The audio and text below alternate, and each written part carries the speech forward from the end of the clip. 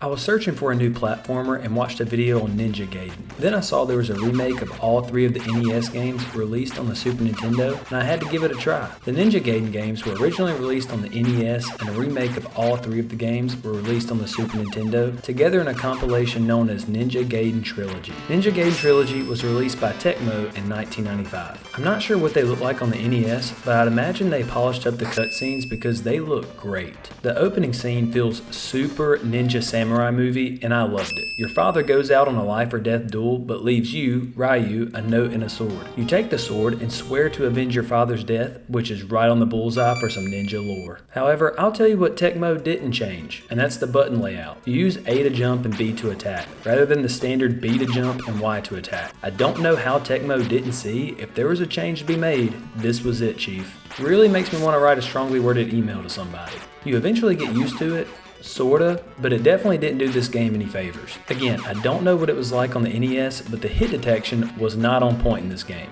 Many times I'd make enemy contact for sure, and they're still hitting me. I jumped up from my gaming chair many times hollering because I know for 100% fact I should have hit and didn't. Ryu can jump and cling to walls, which is a mechanic not found on most platformers, and it really sets this game apart because it just fits the whole ninja vibe, and I love it. To climb in the first game, you have to jump from wall to wall to move up. In the later games, you get to climb walls, which helps in navigating this chaos. There's power-ups along the way, which are hidden behind a torch, a mosquito, a bird, or something of the like. I feel like that's borrowed from Castlevania, but what do I know? You'll know which floating animal or object has the power-up because it's the only thing on the screen not trying to kill you. The power-ups can sometimes be a bonus to your score, which is a complete waste of my time because this game is ridiculously difficult and I'm not worried about my score when I'm out here fighting for my life. What I am looking for are the immediately helpful power-ups because at no point in this game am I not needing a lifeline. So I'm looking for the power-ups like the elixir, which restores health, the extra life, a longer sword,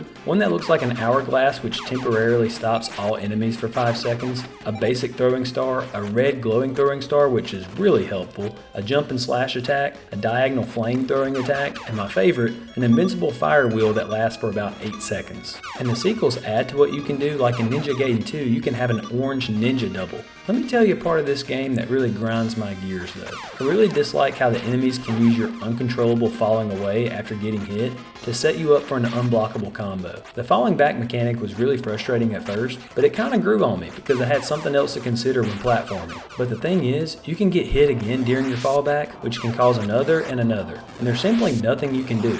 It feels like when you get caught midair in Mortal Kombat and you're just getting combo cooked. Speaking of getting cooked, I just wanted to share this with you so you can have a laugh in your day. This specific sword-throwing monk right here was my boss battle. I could not figure out how to land this platform with this guy puppy guarding it the whole time and throwing swords with no pattern of timing or distance for me to learn, so I'm going to let you watch this for a second just to give you an idea of how frustrating this game can be. I mean, what am I supposed to be doing here? There's also a jump at the end of Act 3 in the first game. If it wasn't for accidentally landing the jump one time by button mashing, I would say it's impossible. So there's a theme with platforms with no room for you to land. Also guys, anything in the game that flies will wreck you. Like the birds have a wonky flight pattern that's hard to predict, and you can't just run past them because they will follow you like you owe them money. You must defeat them because they're apparently out for blood. Combine that with the not perfect hit detection, and you got a recipe to throw a controller. I recently was on Twitter, or X, and there was a post that said, describe Ninja Gaiden in 3 words. And somebody commented, those bleeping birds. And I felt that on a spiritual level. Oh, and if this game wasn't difficult enough, there's a timer at the top left under your score, so you can't let that run out on each stage or you lose. So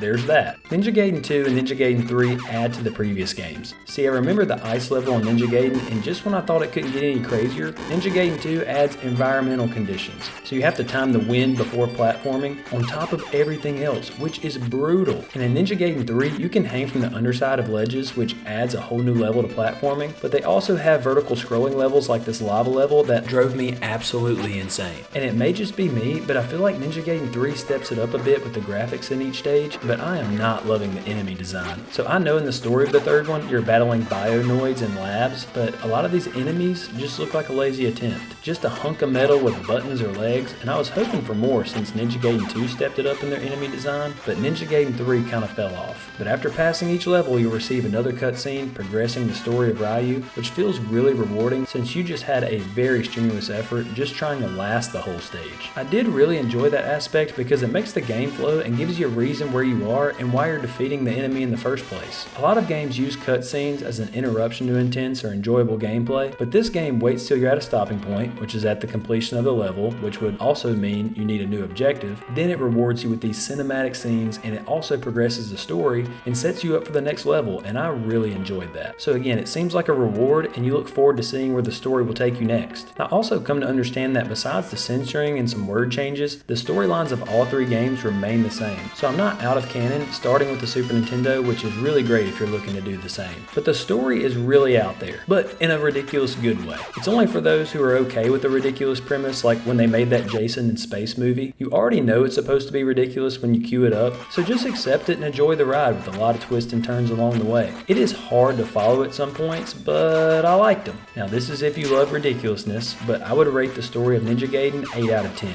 The story of Ninja Gaiden 2 is hard to follow, but for the love story elements, I'll say 7 out of 10.